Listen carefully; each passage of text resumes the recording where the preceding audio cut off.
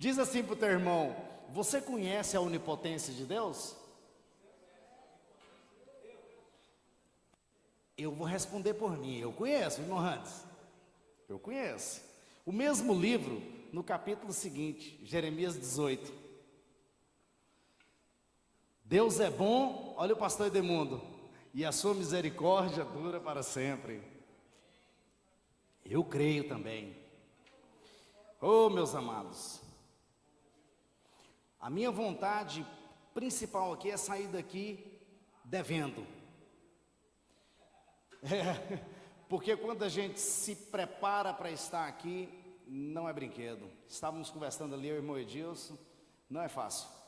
Eu fico imaginando o pastor Colismar, segunda a sexta no rádio, terça, geralmente às quintas, domingos de manhã e domingo à noite. Vou te dizer uma coisa, quando a Bíblia diz que quem tem essa vocação não deve se embaraçar com as coisas deste mundo, ela dá certo, porque a igreja não teria o que alimentar se assim não fora. Eu dividindo ali a vassoura, uma chave, o João Vitor conhece muito bem minha rotina ali, e ter de preparar a palavra para estar aqui, queridos, eu vou falar para vocês, é aí que você se sente assim: não sou nada, e Deus é tudo, amém? O vaso do oleiro. Quem nunca leu esse capítulo 18 de Jeremias? Alguém aqui nunca havia lido? Vamos ler alguns versos. Jeremias capítulo de número 18, verso 1. A palavra do Senhor que veio a Jeremias dizendo: dispõe-te e desce à casa do oleiro, e lá ouvirás as minhas palavras.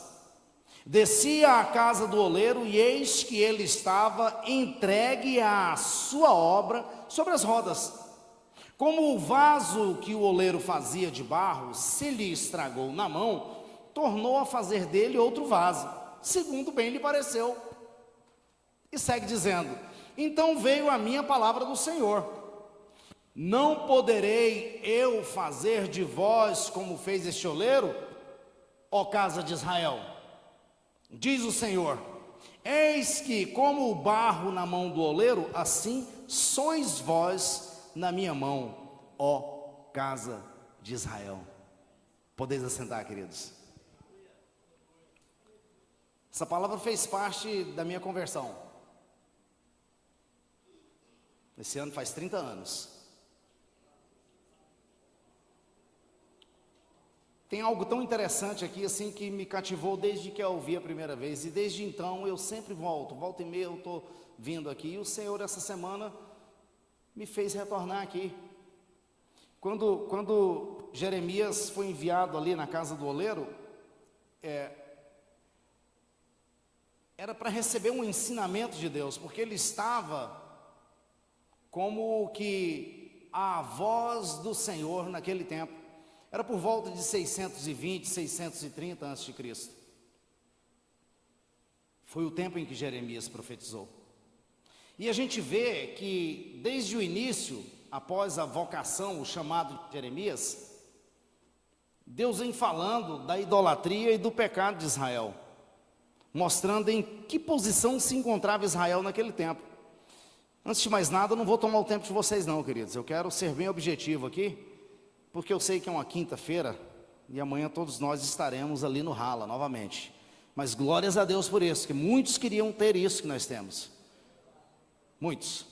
Então Jeremias, ele vem profetizando desde então, até essa passagem que nós lemos aqui, porque Israel estava na situação em que as coisas dos homens estavam sendo mais importantes para eles do que o próprio Deus. Por isso ele disse aqui: maldito o homem que confia no homem e faz desse homem o seu braço forte, faz da carne o seu braço forte. E isso, segue dizendo, significa que o seu coração se apartou de mim. Quando nós deixamos de colocar Deus em primeiro lugar na nossa vida, significa que o nosso coração, irmão Alani, não está em Deus. Por isso que Jesus, está escrito até de vermelho em algumas traduções, no capítulo 6 do livro de Mateus, ele diz que onde estiver o teu tesouro, aí estará o quê? O que era o tesouro de Israel nessa época? O coração deles não estava no Senhor. E assim nós estamos. Nós temos uma mania feia, como protestantes, de apontar o dedo para católicos. Ah, porque adoram santos? Porque adoram Maria? Ei, presta atenção. Tem crente, tem protestante que adora carro. Tem protestante que adora o trabalho. Tem protestante que adora político. Tem protestante que adora uma série de coisas. E ainda se levanta e aponta o dedo para quem adora Maria e para quem adora santos. Espera aí, queridos. Nós somos chamados para ser observadores da lei e não juízes. Quando nós deixamos de ser observador, nós passamos a ser juízes. E eu não tenho essa vocação. Só há um justo juiz, que é o nosso Deus. E é Ele quem está falando aqui. O coração do povo de Israel se afastou do Senhor, claramente. E a gente, observando essa palavra maravilhosa, em que Deus manda ele descer à casa do oleiro. Vai com Deus, querido, Deus abençoe em nome de Jesus, viu? Em que ele manda descer à casa do oleiro, ali ele tinha um ensinamento, um demonstrativo de ensinamento, que nos lembra das formigas, quando Salomão disse, olha, vai ter com a formiga, preguiçoso, e que nos lembra dos lírios dos campos, em que Jesus disse, olha, nem Salomão em toda a sua glória se vestiu como um deles, que hoje está bonitão, amanhã ele seca e é lançado no fogo. Nos mostra que nós não podemos ser preguiçosos e nem preocupados, estarmos levados à ansiedade. Todas as vezes que nós afastamos o nosso coração do Senhor, o inimigo nos pega em uma armadilha. Todas as vezes que acontecer algo na sua vida, é porque Deus está querendo te mostrar que você está no caminho errado. O que foi dito pelo Josué aqui é muito sério. Os módulos que antes voltávamos. Eu estudei em uma escola onde tinha, antes da recuperação, nós tínhamos a verificação complementar 1, verificação complementar 2. Aí vinha a recuperação 1, recuperação 2. Por quê? Porque as escolas antes realmente preocupavam em não te deixar bombar. Hoje é o contrário. Você não precisa se preocupar que a escola não pode, é proibida a escola te bombar. Mas aqui nós estamos voltados para os módulos de Deus. E se nós não passarmos, não tirarmos uma nota boa, não há recuperação. E esse bombar aqui na palavra de Deus significa salvação. Sim ou não, céu ou não. E nós precisamos estar atentos. Então, quando Jeremias é enviado neste lugar aqui do oleiro, Deus quer mostrar para ele, olha a situação que está meu povo. Está vendo aí esse vaso que estragou na mão do oleiro? Preste bastante atenção, Jeremias. Assim sois vós estragados na mão do oleiro, mas não poderei eu fazer de vós o que este oleiro fez com o vaso? Porque o oleiro, ele simplesmente moldou o barro novamente e fez um vaso maravilhoso. É por isso que Deus tocou no meu coração eu falar algo aqui que há muitos anos eu não falo, e está com base em algo que aconteceu aqui há algumas semanas atrás. Mas antes de chegarmos lá, no capítulo 25 de Jeremias, vocês podem ficar tranquilos que nós vamos ser bem rápidos. Foi onde exatamente Jeremias decretou, um decreto dado por Deus, 70 anos de cativeiros. O verso 11 do capítulo 25 diz assim, olha, toda essa terra, a terra de Israel, toda essa terra virá a ser um deserto e um espanto. Estas nações servirão ao rei da Babilônia por 70 anos. Deus precisava passar Israel nesse funil. Israel ainda não se dobrou diante do Senhor, apesar de que são vários os números de judeus em todo o mundo por Jesus. São chamados Jew for Jesus. Tem vários. Só que Israel em si ainda não se dobrou. Você é proibido pregar Jesus dentro de Israel. Israel ainda não se dobrou, mas a idolatria caiu por terra depois desse cativeiro. Caiu por terra depois desse cativeiro. Foi quando Jeremias é usado no capítulo 29, aleluias, para enviar a carta, avisando o povo o que eles deveriam fazer na terra que eles estavam, na terra que Deus havia desterrado eles, porque ali já estava quase pronto. Os vasos que Deus permitiu ir para o cativeiro na Babilônia, estavam quase prontos para poderem sair de lá. É como se o oleiro pegasse aquele vaso, colocasse ele no forno, deixasse por um tempo, tirasse como uma pizza, dava um peteleco nele, não, tá bom ainda não, coloca lá, 70 anos, e ó, extirpou a idolatria lá dentro de Israel. Foi onde Jeremias disse isso. Olha lá o que ele diz no verso 11 também do capítulo 29, é coincidência isso, né? Eu é que sei que pensamentos tenho a vosso respeito, diz o Senhor, pensamentos de paz e não de mal, para vos dar o fim que desejais. Porque nós erramos, querido, primeiramente porque nos falta conhecimento, em segundo lugar porque nós estamos buscando aquilo que nos agrada, aquilo que nós temos, que é bom para nós. Por isso que Deus disse, eu sei o que vocês querem, eu sei, presta atenção, eu sei de tudo que vocês precisam, mas busca primeiro o meu reino, a minha justiça, e essas coisas que vocês estão procurando aí, vos acrescentarei. Aleluia, Jesus, quando aquele jovem, o pessoal da Jocum teve aqui, ali foi uma coragem, viu, Kelly? A coragem, Elijah, né?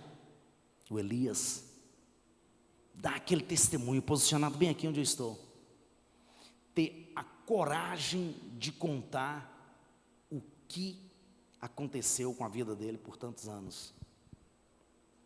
Por muitos anos eu venho sendo assim, bem comedido, sabe, Elani? Em falar algo da minha vida. Eu falo poucas coisas aqui, quando estou dando uma aula aqui na escola dominical, quando estou dando uma palavra, mas... Porque o testemunho, Débora, ele não transforma vidas, porque quem transforma é o nosso Deus, porque Ele é onipotente. Por isso que os meninos me perguntaram, tem algum tema? Não sei, mas tá bom, então coloca aí, o Senhor é onipotente. Porque para transformar vidas como Ele transforma, não há outro ser algum. Aliás, são as 3 características básicas e primordiais que diferenciam Deus do nosso inimigo: a onipotência, onipresença e onisciência. O inimigo não tem isso. Sabe-se lá se ele tinha ou não o entendimento de que talvez eu me tornaria um servo do Senhor e através da minha vida Deus saqueasse o mundo e trouxesse almas para ele. Eu não sei se o inimigo tinha esse entendimento. Eu não sei, isso não vem ao caso agora. Mas testemunho, tem uma pessoa aqui dentro que eu pouco conheço ainda, mas o que Deus faz é tremendo. E eu pedi permissão para ele para dar essa palhinha, porque Deus ainda vai conceder a ele nos contar o que foi que aconteceu durante todo esse tempo. O irmão que ficou há 8 anos separado do Senhor, mais ou menos o mesmo tempo da minha conversão. Há umas 4 terças-feiras atrás, eu estava vindo aqui sozinho dentro do carro. Geralmente eu venho de moto quando venho sozinho, mas assim, né, gosto de pegar um ar, gosto de moto. E o carro com o vidro fechado, eu descendo devagarzinho essa rua aqui, bem aí em frente à casa da irmã Feliciana, eu ouvi uma pancada e parei o carro, baixei o vidro e ouvi um gemido. Ai, ai, ai. E eu não contive. Encostei o carro de si, quando eu cheguei tinha uma moto caída em cima do meio-fio, do lado esquerdo de uma árvore, e uma pessoa caída do lado direito da árvore, caído lá. e aquele tanto de gente do condomínio juntou na cerca, alguns pararam, uns começaram a ligar para o 193, para o SAMU, e eu cheguei próximo a ele, comecei a conversar com ele, verifiquei se ele estava com os movimentos na perna, acalmei ele, conseguimos virar, conseguiu levantar, enfim. Esse irmão estava extremamente alcoolizado. E eu falei para ele, deixa essa moto aqui e vai embora a pé. Ele falou, não, eu moro bem aqui, ó, entrando à direita. Eu falei, mas deixa a moto aqui, depois o senhor pega, vai dar uma deitada, tomar um banho, comer, depois o senhor pega. Ele, não, eu vou embora agora, porque eu tenho que ir ver meu netinho. Perdão por eu estar contando isso aqui, irmão Randes. O irmão Randes pega e monta na moto e já sai daqui desse meio-fio e vai lá naquele. Eu falei, meu Deus do céu, como eu ia fazer? E eu já atrasado para o ensino, aqui para o culto de domingo, de terça. Quando eu olho lá para cima, que ele entra à esquina, o primeiro poste, Léo, pá! Aquela barulheira, bateu de frente com o poste. Eu falei, meu Deus, eu vou lá ou não? Aí o pessoal já correu lá para dar um socorro. Eu falei, depois eu fico sabendo o que aconteceu. Eu vou lá para o meu estudo. Bom, moral da história, saí daqui que eu olhei assim, ele tinha me falado onde morava, e eu passei lá na porta para verificar. A moto dele estava caída lá, ele deixou jogada lá e entrou para a casa dele. Quando foi no domingo seguinte, quem eu vejo entrando aqui, o meu Hans? Eu não sei especificamente, mas eu vejo o Espírito de Deus trabalhando nisso, porque o irmão Hans, ele passa sempre aqui para ir trabalhar, né? Trabalha aqui pertinho. Então, o irmão Hans conhece a nossa igreja, ouve o louvor da nossa igreja, e o inimigo sempre fez ele desviar o caminho e não entrar aqui. Então, nesse domingo que ele veio aqui, ele veio e já a gente se reconheceu. Eu falei, o senhor tem uma moto? Ele falou assim, você foi quem me ajudou lá? Eu falei, foi. E a gente sentou junto ali e começamos a conversar. Bom, não demorou 2 domingos, irmão Randes já reconciliou com o Senhor e participou da ceia aqui. Já estava 8 anos sem participar da ceia, e ele falou, irmão, eu preciso participar da Santa Ceia, tem 8 anos. Minha filha é ministro de louvor, meu genro é ministro de louvor, eu preciso voltar para Cristo. E hoje eu vejo o irmão Randes ali, ele canta todas as músicas, e ele dança. Isso me alegrou o coração demais, irmão Randes. Por que eu estou contando isso? Porque poucos dias antes de eu nascer, eu já estava sendo enforcado pelo meu cordão umbilical. Por isso que eu penso assim, será que desde o ventre o inimigo tenta tirar minha vida? Tranquilo, nasci daqui para cima com a pele toda escura, sufocada, e daqui para baixo na cor natural que eu tenho. Os médicos disseram assim para mim, ó, se demorasse mais alguns minutos, seria natimorto, nasceria morto. Aos 10 anos, brincando na fogueira do São João, pulando para lá e para cá, um amigo meu pulou de lá para cá, eu pulei daqui para lá, nós chocamos no ar, ele estava entrando na fogueira e eu estava saindo, eu caí dentro da fogueira, 70% do meu corpo queimado, queimadura de 2º e 3º grau, 10 dias no hospital de queimadura, tenho um enxerto do bumbum aqui, no meu cotovelo, mais ou menos assim, mostro as marcas, e Deus foi deixando as marcas. Aos 17 anos fui atropelado de bicicleta por um carro, onde o para-choque do carro pegou aqui, 28 pontos, 14 por dentro, 14 por fora, 2 vértebras da coluna quebrada. Quem olha a tomografia da minha coluna hoje, mostrei para um amigo lá da Unimed uma época, ele falou assim, olha, se eu não estivesse te vendo, eu diria que a pessoa que tem essa coluna aqui está desde os 17 anos acamado. Tem uma vértebra, é a dorsal 7, achatada, está aqui. A tomografia às vezes até se perde nela. E tenho a dorsal 9 com uma ponta virada para o pulmão direito e uma ponta aqui que alguém quiser tocar depois do culto, eu deixo. Todo empenado. Os médicos diziam assim, se fizer um movimento em falso, pode furar o pulmão e o senhor morre. E desde os 17, corro, ando, faço um monte de coisas ainda. Para a honra e glória do Senhor Jesus. É por isso que eu fico pensando, será? Porque a minha conversão só aconteceria com 25 anos. Só que dos 15, a esposa até fala assim, não conta isso, não conta isso.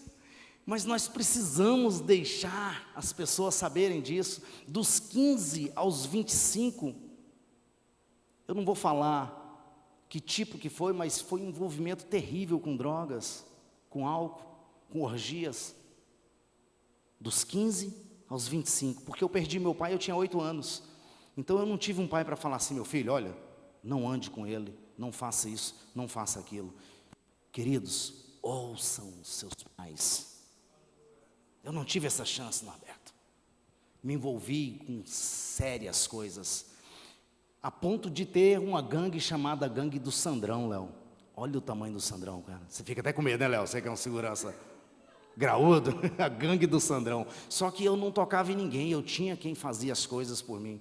Eu era tão querido que as pessoas entravam em briga por mim. Havia uma discoteca aqui na época da década de 80, chamada Zoom. Alguns aqui lembram?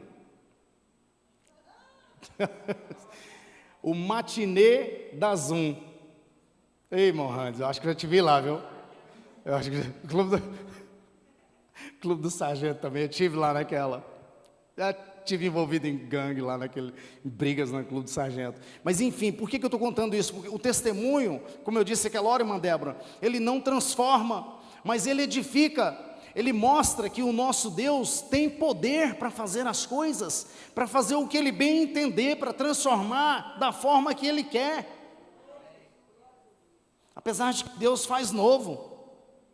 Deus me fez novo. Minha mamãezinha toda preocupada, conseguiu um visto, eu aos 21 anos de idade, ela vou tirar o Sandro daqui. Por quê? Porque eu me envolvi numa confusão na porta dessa Zoom, e o carro e as pessoas que nós quebramos lá, era de policial civil, lá da Tóxico. Gaguinho, talvez um dia ele vai ver esse vídeo. O Gaguinho foi me pegar lá em casa para a gente ir para a aula e falou: irmão, tem um homem te chamando. E quando eu saí lá era 3. Os 3 me pegaram, colocaram dentro do carro, me levaram preso. E ali foi taca boa, menino. Foi apanhando dentro do carro, da 7ª Avenida do Setor Universitário até onde é o 1º distrito. Antigamente a Tóxico era lá. Mas enfim, eu não devia nada, eu só tinha brigado, tinha quebrado uma caminhonete, feito umas coisas lá, mas enfim. É terrível, irmãos. Isso a gente conta, ri, mas assim, não tem graça nenhuma. Por quê? Porque era uma vida de miséria, uma vida sem Deus, uma vida com o coração distante de Deus. E o homem sem Deus, como diz a música, é um réu. O homem sem Deus é réu. O que a gente fala daqui de cima é para alertar, para servir de alerta para as pessoas voltarem para Deus enquanto é tempo. Porque tempos virão em que não terá mais como você voltar para Deus. Esse é um alerta. Daí a minha mamãezinha preocupada, falou assim: eu quero tirar meu filho do meio dessa gangue, dessa droga. Conseguiu um visto e me mandou para a terra da droga. Eita Deus. Foi de 21 a 25. Atolado. Todo dinheiro que eu fazia era para orgia e droga. Por quê? Porque eu gostava, eu vivia aquilo. Enfim, queridos, com 25 anos, minha sogra já estava lá, minha esposa já estava lá, não havia casado ainda, mas a gente já morava juntos. Minha sogra morava com a gente, ela e uma tia que havia acabado de chegar, e elas começaram a ir a uma igreja, primeira igreja batista de língua portuguesa, da região ali de São Francisco. E durante o culto perguntaram se alguém queria estudo, a igreja batista chama de estudo bíblico nos lares, aqui a gente chama de culto nos lares. A minha sogra levantou a mão, a tia dela falou assim: você está doida? Levar crente para dentro da casa do Sandro? Você sabe que o Sandro não gosta de crente? Irmãos, eu nem conto o que eu fazia. Um dia eu estava contando o que eu fiz uma vez, um irmão levantou e falou assim: eu estava lá dentro daquela igreja. Os irmãos orando ali na 219, Setor Universitário, Ministério Vila Nova, eu passei, desliguei o relógio da igreja. Por isso que toda vez que a igreja acaba a energia, a primeira coisa que eu faço é ver se tem um Sandrão passando ali. Será que o Sandrão desligou o relógio da igreja? Não gostava mesmo. Sabe o que a Bíblia diz? Onde abundou o pecado, superabundou a graça de Deus.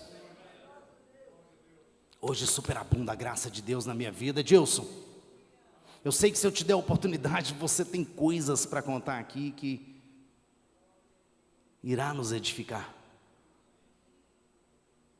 Bom, o que aconteceu? Eu estava preparado para ficar de folga naquela quarta-feira. Era a minha folga na quarta-feira, quando eu fiquei sabendo que ia ter o primeiro estudo bíblico lá onde eu morava. Eu falei, o quê? Vesti a roupa e fui para a companhia de táxi. Não era meu dia de trabalhar. Além de eu não ter aquele dia, era muito difícil de chegar e pegar um carro. No entanto, eu fui trabalhar, cheguei lá, o despachante já me entregou um carro. Eu falei, uau, o que está acontecendo, né? Peguei o carro, saí, uns 7 minutos até o centro de São Francisco. A hora que eu entrei no centro, primeira rua que eu entrei à direita, uma mulher deu com a mão. Ela entrou, falou, quero ir em tal lugar. E eu entrei à direita, a hora que foi na próxima esquina, que eu tinha acabado de passar, uma mulher furou o sinal, eu bati na lateral do carro dela, o carro dela girou, atropelou 2 pessoas, uma das 2 pessoas caiu em cima de uma senhora, que ficou 6 meses em coma e veio a falecer. E ali eu já havia machucado meu joelho, coloquei naquele acidente ali que eu tinha batido o joelho no painel do carro, e desci mancando, e para entrar no seguro, ganhei uma cirurgia. Fiz uma reconstrução ligamentar no meu joelho, mentindo. Queridos, veja bem como é que Deus faz as coisas. No primeiro dia de fisioterapia, que foi um dia depois do acidente, o meu joelho travou e só destravou com cirurgia. Fiquei 4 meses sem trabalhar. Qual foi o resultado disso? 4 meses, uma vez por semana, ouvindo a palavra de Deus na minha casa. Deus faz. Aqui nós temos um povo totalmente afastado de Deus.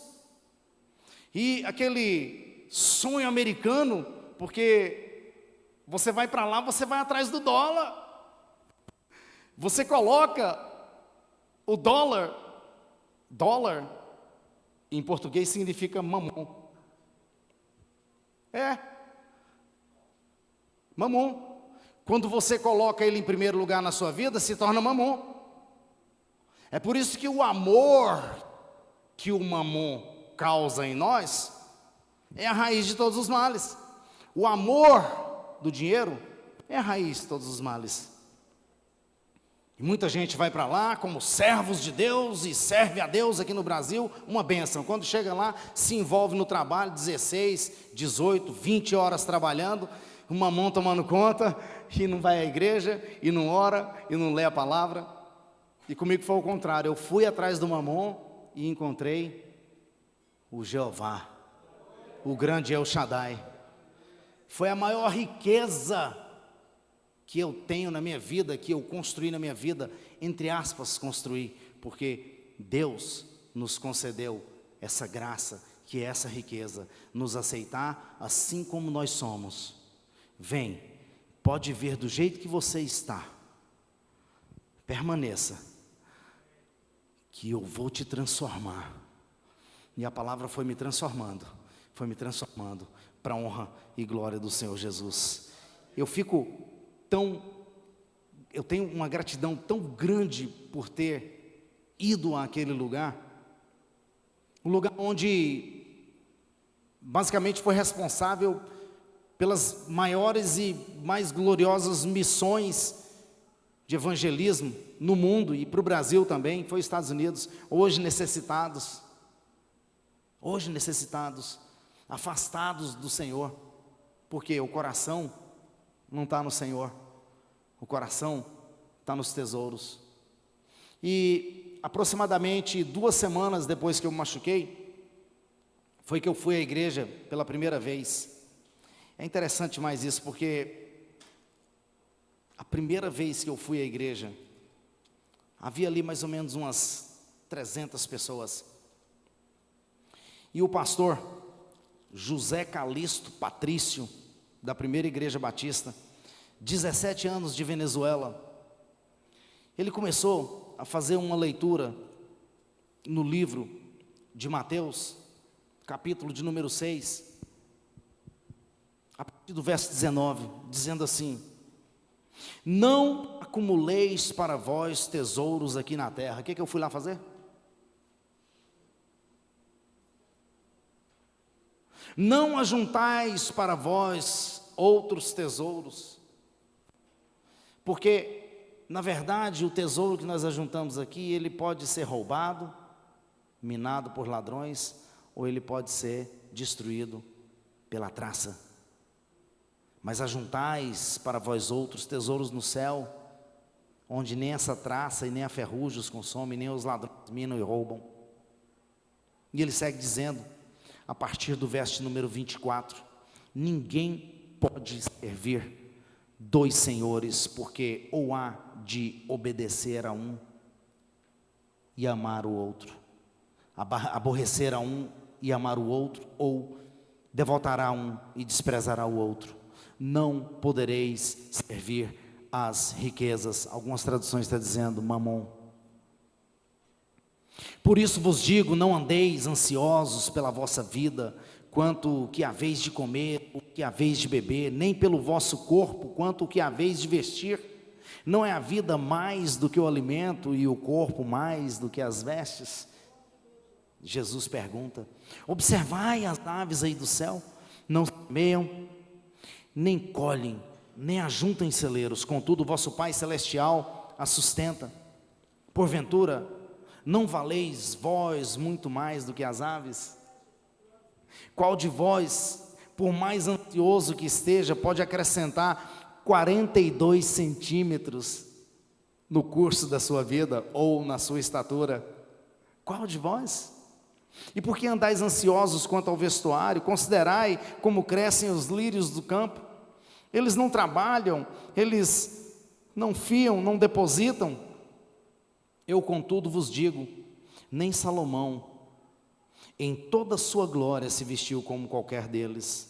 Ora, se Deus veste assim a erva do campo, que hoje existe e amanhã é lançada no forno, quanto mais a vós outros, homens de pequena fé. Portanto, não vos inquieteis dizendo, que comeremos? Ou que beberemos? Ou com que vestiremos? Porque os gentios é que procuram todas essas coisas, pois o vosso Pai Celeste sabe que necessitais de todas elas. Aqui vem algo crucial. Buscai, pois, em primeiro lugar, o reino e a sua justiça, e todas essas coisas vos serão acrescentadas. Portanto, não vos inquieteis com o dia de amanhã, pois amanhã trará os seus cuidados. Basta cada dia o seu próprio mal. E o pastor fez essa leitura e começou a pregar sobre isso. Ele falou por uns 20 ou 30 minutos, me lembro como se fosse hoje, e pediu para toda a igreja baixar a cabeça, que ele iria fazer uma oração. A primeira igreja batista, ela era muito tradicional. Quando ele pedia alguém para orar, falava assim, irmão Alani, por favor, faça uma oração por nós. Todos os irmãos ficavam calados, o irmão Alani poderia estar no último banco, ele faria a oração sozinho, e ninguém, quando ele terminava, o pessoal dizia amém. A igreja batista tradicional é assim. E o pastor pediu para todos nós curvarmos a cabeça, ele começou a fazer uma oração, e dentro daquela oração ele fez um apelo.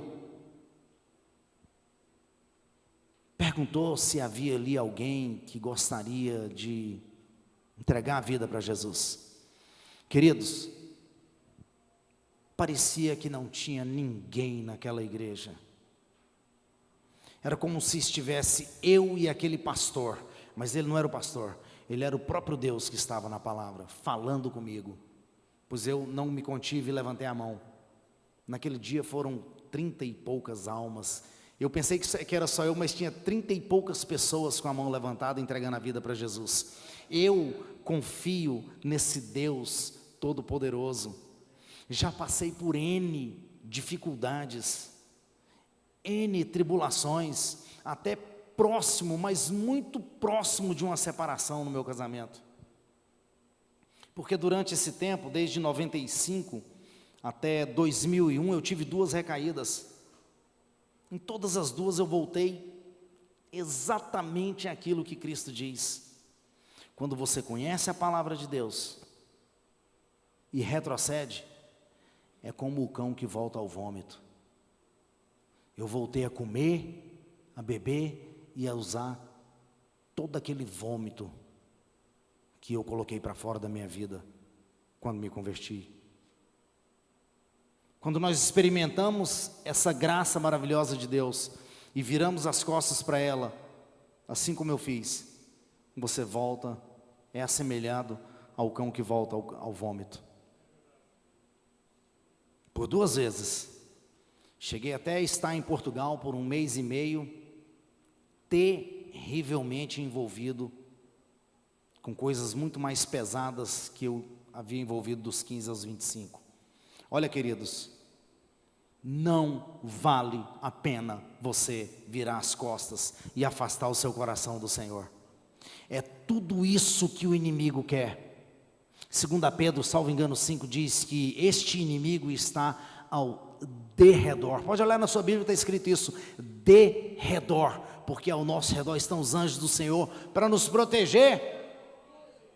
É o guarda do Senhor para nós, ao derredor, porque esperando um vacilo seu para ele entrar e andar com a sua vida. Por 2 vezes, graças a Deus, já se vão 23 anos que eu não retrocedo, 23 anos que eu não toco em um cigarro, 23 anos que eu não toco em álcool, que eu não vou em boteco, que eu não vou em pagode, que eu não uso coisas ilícitas. 23 anos. Queridos, isso aqui que eu estou falando para vocês, eu não me envergonho. Talvez me envergonharia se eu ainda estivesse fazendo. E se eu ainda estivesse fazendo, Deus não permitiria eu estar neste lugar que é considerado como o Santo dos Santos. Por isso, que a cada dia eu busco mergulhar mais na palavra de Deus. Deixa eu te dar só mais esse testemunho. Todas as vezes que você começa a afastar da Bíblia, deixando de lê-la, deixando de estudar, você está se afastando de Deus. É como se o Espírito de Deus dissesse: ei, está errado. E você continua. No dia seguinte ele diz: ei, está errado. E você continua. No dia seguinte ele diz: ei, está errado. Ei, está errado. Ei, está errado. Cauteriza e você não ouve mais a voz do Espírito Santo. É por isso que é mais difícil você pregar para quem conhece a palavra do que para quem não conhece. Porque para quem conhece vai falar: não, eu sei tudo. Ih, rapaz, trabalhei com libertação, você não está entendendo o que eu já fiz. Aí começa a contar as coisas do passado. Eu já fiz isso, já fiz aquilo, já fiz isso, já fiz aquilo, em Deus. E hoje? Hoje eu estou... então hoje está difícil, rapaz, eu não estou conseguindo. Hoje eu não consigo mais não, mas eu já consegui. Não permita. Se não estiver servindo nada do que eu estou falando para vocês, mas preste atenção. Você, principalmente você, irmão Hans, está voltando para o Senhor.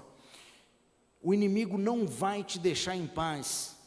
Ele vai te incomodar, porque ele percebeu que ele te perdeu novamente para o Senhor. E é um momento de você se fortalecer no Senhor. Peça a oração, esteja nos cultos. Se a sua filha ainda não te deu a sua Bíblia, abre a boca e deixa a gente saber, porque nós vamos conseguir uma Bíblia para você, querido. Em nome de Jesus. Em nome de Jesus, para você ficar forte e firme no Senhor. Queridos, espero que tenha servido. Porque tem pessoas aqui que nasceram no lar evangélico. Tem pessoas aqui que nasceram no lar cristão. A Kelly é um exemplo disso. Eu nasci num lar destruído. Eu sou filho do 3º casamento do meu pai. Descobri 2 irmãos meus. Eu tinha 27 anos de idade. Eu já descobri 2 irmãos meus de Belém de Pará. Os outros 3 irmãos que eu tinha odeiam minha mãe, porque minha mãe veio com a tia dela para cuidar deles, porque a tia dela estava doente. A tia dela era a esposa do meu pai. Olha que rolo. Minha mãe virgenzinha, novinha, cuidando dos meninos, a tia dela vai e morre. E ela foi e aceitou o pedido de casamento do meu pai, e eu sou o 3º desse último casamento dele. Totalmente bagunçado. A nossa casa era o seguinte: meu irmão do meio, homossexual, a minha irmã mais velha, e aqui atrapalhada com os estudos, estudava demais, e o irmão mais novo desse 2º casamento era um alcoólatra. Então o que a gente tinha lá em casa? O meu irmão mais novo espancando um porque era homossexual e espancando a outra porque era nervosa demais, que estudava muito. Moral da história: o meu irmão mais velho, por parte de pai e mãe, espancava eu e meu irmão do meio. Aí meu irmão do meio cresceu, os dois me espancavam. Aí eu cresci, e quando eu encarei eles, eles pararam de me espancar. Vocês já pararam para pensar nisso? Esse foi o lar, Alani, que eu fui criado. Porventura, não disseram isso de Jesus? Poderia vir alguma coisa que presta desse lar? Porventura poderia vir alguém que estivesse aqui hoje, Mauruzan, falando da palavra, da graça e da transformação que Deus faz na nossa vida? É por isso que eu coloquei o nome dessa palavra e esse tema de a soberania, o poder do Senhor, a onipotência do Senhor. Deus, Ele pega o pobre que está lá no meio do pó, no montouro, levanta e assenta com os príncipes e participa na mesa do rei. Hoje eu participo da mesa do rei. Hoje eu como o que o rei deixou para mim. Por isso que eu quero fortalecer a sua fé com essa palavra hoje, queridos. Que o Senhor realmente venha te impactar com essa palavra. E mais uma vez eu desço daqui com um sentimento de devedor, porque o tanto que eu estudei, eu não falei nada. Mas o Espírito Santo de Deus sabe todas as coisas. Claro, obviamente, Deus sabe a quem direcionar a sua palavra. E o que me conforta, e o que conforta a todos nós, é que essa palavra jamais voltará vazia. Vamos ficar de pé, queridos? Glorificado seja o nome do Senhor. Engrandecido seja o nome do Senhor. Precisamos de fazer mais isso, viu, Josué? Precisamos de fazer mais isso. Essas letras que foram cantadas aqui não foram letras que foram escritas por homens, com inspiração de homens e para fazer sucesso, não, viu? Aqui foi com lágrimas. Vai ler a história dessas letras. Lágrimas, tô certo, Josué? Com lágrimas. Ou lágrimas para Deus dar a letra, ou lágrimas porque estavam passando dificuldade e deu a letra. E outra, lágrimas para Deus dar a melodia também. Quem entende de música sabe o que eu estou falando. Quem tem Deus sabe o que eu estou falando. Deus, Ele quer o nosso melhor. Ele não quer que nós venhamos pedi-lo o seu melhor, ou dizer, eu quero mais de ti. Ele já se entregou 100%. Jesus era 100% homem e 100% Deus. Deus já se entregou, Ele não tem que dar mais para você, não é você que tem que se dar para Deus, se colocar diante dEle através disso aqui, queridos. Você quer adorar a Deus, louve a Deus. Você quer falar com Deus, ora. Você quer ouvir de Deus, leia, estude, examina isso aqui. Passe pelo menos 3 vezes por semana lendo isso aqui, que eu dou minha cara a tapa se não houver uma mudança na sua vida. A palavra transforma. É por isso que está escrito em João 8,32, e conhecereis a verdade. A verdade é quem? A verdade é o caminho, a verdade é a palavra, a verdade é Cristo. E conhecereis a palavra, e a palavra te libertará. E conhecereis a verdade te libertará. Quem era o João Vitor há 30 e poucos dias atrás? Hoje um jovem que está apaixonado por Jesus. Poderia usar esse termo? Apaixonado? Ele falou para mim assim, eu nunca me senti tão bem na minha vida como eu estou sentindo agora.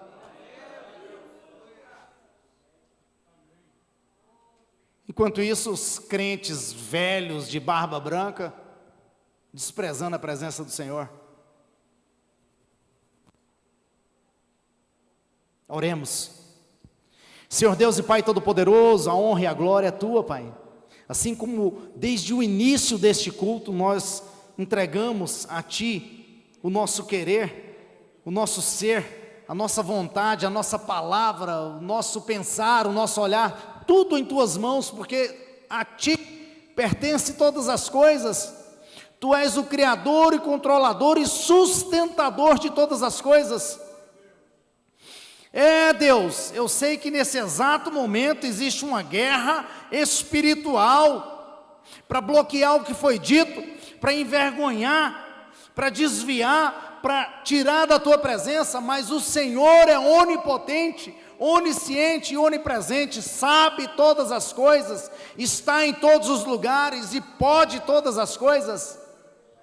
O Senhor me tirou lá do montoro, ó Deus, daquele charco de lodo, até o pescoço atolado com o lodo das coisas do mundo, e me trouxe aqui, ó Pai, para estar aqui hoje, fazendo uso dessa tribuna, e falando do amor do Senhor. Tudo isso foi por amor a Deus. O Senhor poderia muito bem olhar e falar assim: não, isso aí é imprestável. Não, pelo contrário, o Senhor deixou escrito: o que é imprestável é para mostrar para aquele que se acha prestável, que não é nada. É, Deus, do nada o Senhor faz tudo, onde não tem porta o Senhor abre porta, e onde tem porta o Senhor fecha. O Senhor é Deus, o Senhor está no controle de todas as coisas. Por isso, ó Pai, nós te damos glória, nós te damos o nosso louvor, o louvor dos nossos lábios, dos nossos dedos arpejando os instrumentos. Deus, nós te damos o louvor porque o Senhor é Deus sobre todas as coisas. O Senhor é o Deus quem controla nossas vidas. Basta que eu permita esse controle em minha vida. Transforma, Pai, salva, liberta, cura, em nome do Senhor Jesus Cristo. Que o teu nome seja engrandecido, onde quer que essa palavra chegue, Deus, para que o teu nome seja exaltado e glorificado. Em nome do Senhor Jesus eu agradeço. Dá uma salva de palmas para o Senhor, como sempre.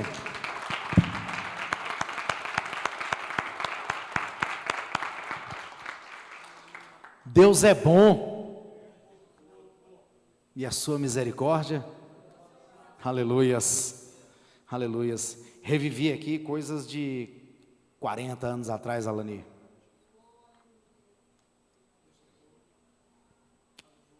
Quando eu era um imprestável. Deus é Deus.